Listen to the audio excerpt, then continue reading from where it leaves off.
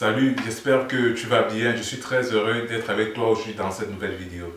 Alors, nous allons parler aujourd'hui des neurones miroirs, ce que c'est et comment est-ce que tu peux les utiliser pour réussir dans ta vie. Si tu veux en savoir plus par rapport au sujet, je te donne rendez-vous après le générique.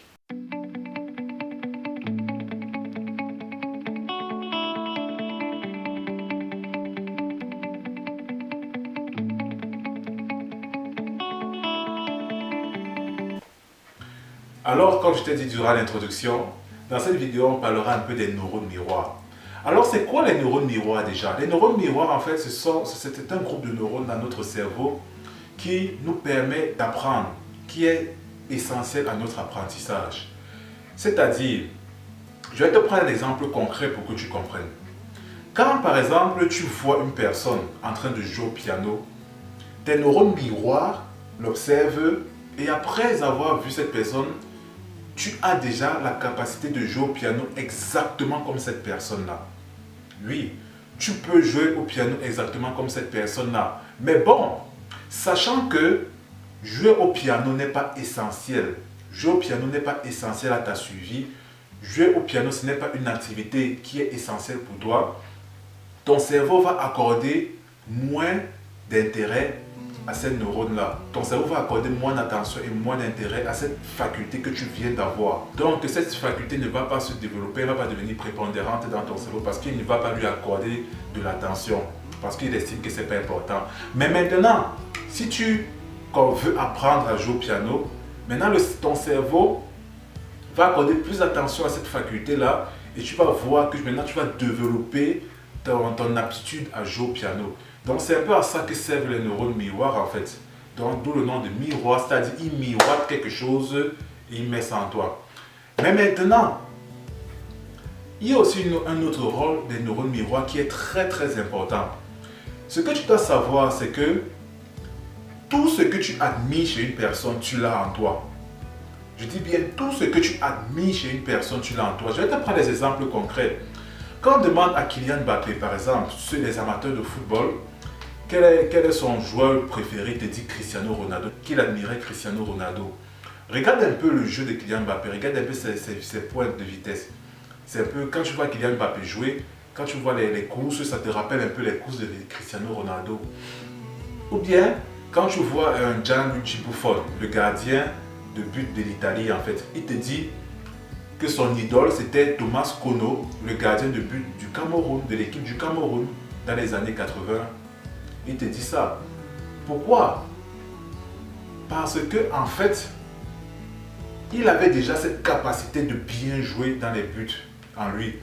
Et le fait de voir Thomas Kono le faire, ça a miroité ça.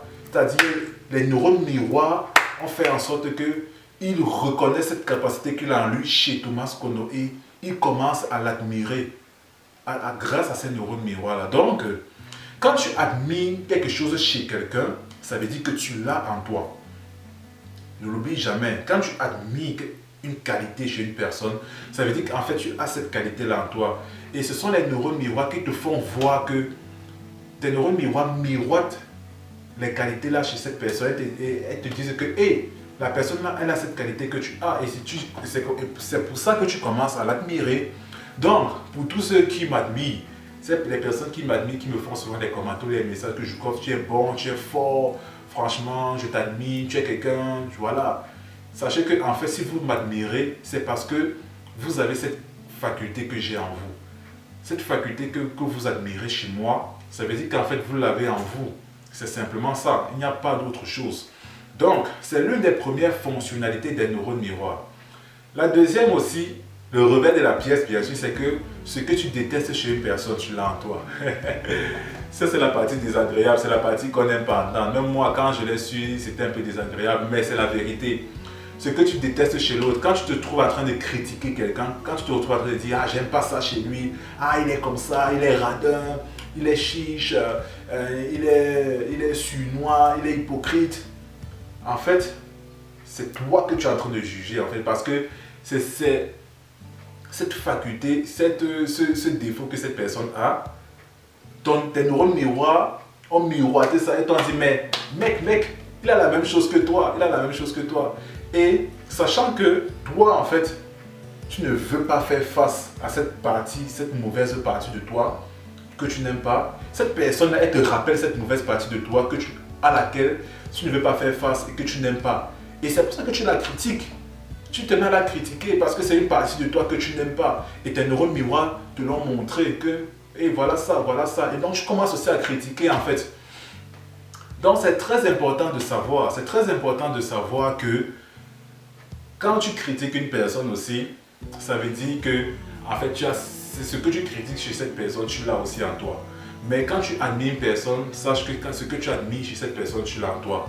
Donc, comment utiliser ça pour évoluer, pour devenir un meilleur homme? C'est très simple. Quand tu te dis, je ne veux plus être l'homme que je suis aujourd'hui, je veux me développer, je veux être un meilleur homme. Qu'est-ce que tu fais? Le meilleur exercice, c'est que tu dis, quel est l'homme que j'admire le plus autour de moi? Tu écris son nom. Maintenant, tu dis, quelles sont les qualités chez lui que j'admire? Tu écris toutes les qualités chez cet homme que tu admires maintenant. Et quand tu écris toutes les qualités de cet homme que tu admires, tu te dis maintenant, à partir d'aujourd'hui, je vais travailler pour développer ces qualités-là.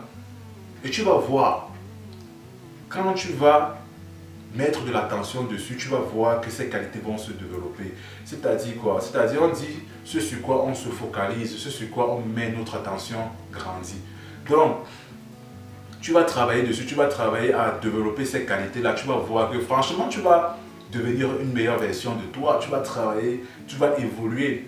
Et deuxième chose, c'est que quand tu te retrouves dans n'importe quelle situation, tu te dis, dans cette situation-ci, par exemple, si l'homme que tu admires s'appelle Paul, tu te dis, mais dans cette situation-ci, comment est-ce que Paul aurait réagi? Tu imagines comment est-ce que Paul aurait réagi. Tu laisses place à ton imagination. Ce qui est sûr, c'est que ta conscience va te donner l'attitude exacte. Et quand ta conscience va te donner l'attitude exacte, tu vas réagir. Tu vas avoir la bonne réaction. Tu vas dire, ok, je vais réagir comme Paul a réagi. Et tu vas voir, c'est comme ça que tu vas te développer. Et maintenant, tu prends aussi la personne que tu détestes le plus. Et tu te dis, mais qu'est-ce que je déteste chez cette personne? Pourquoi je ne l'aime pas? Tu écris tous ses défauts. Et maintenant, sache que les défauts que tu écris là, en fait, ce sont tes défauts que toi tu as, mais que tu refuses de voir. Et maintenant, après avoir écrit ça, tu te dis, mais qu'est-ce que je peux maintenant faire pour travailler ça? Pour mettre la lumière dessus, pour travailler ça, pour transformer ça en qualité, ou bien pour que je n'ai plus ces défauts en moi, qu'est-ce que je peux faire? Et tu travailles aussi là-dessus. Qu'est-ce que je peux faire pour ne plus être, par exemple, radin? Tu te dis, par exemple, que Pierre, il est très radin. Mais tu te dis, mais qu'est-ce que je peux faire pour ne plus être radin? Donner 10% de mon salaire chaque mois, par exemple, à la charité, par exemple. Tu trouves des actions concrètes pour te libérer de tes défauts, pour te détacher de tes vices, en fait. Les neurones miroirs sont là, Dieu les a mis en nous, en fait, pour nous aider à progresser, pour nous aider à évoluer, pour nous aider aussi à reconnaître les gens qui sont comme nous. C'est pour ça qu'on réussit souvent à reconnaître notre âme sœur, parce qu'en fait, les neurones miroirs nous reconnaissent chez cette personne. C'est-à-dire, tu te reconnais dans cette personne.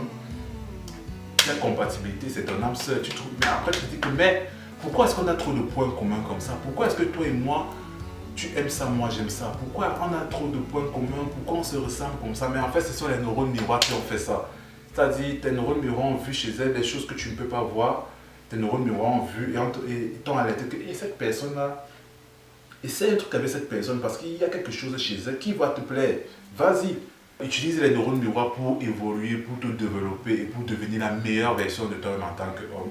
Et n'oublie pas d'accepter Jésus-Christ dans ta vie comme ton Seigneur et ton Sauveur en fait. Je te remercie d'avoir regardé cette vidéo jusqu'au bout. Si elle t'a aidé, partage-la avec le maximum de personnes aussi qu'elle peut aider. Ne sois pas chiche, ne sois pas radin avec la bonne information, partage-la. Et aussi, abonne-toi, clique sur le bouton des notifications pour être alerté quand les prochaines vidéos sortiront. Et je te dis à bientôt. Ciao.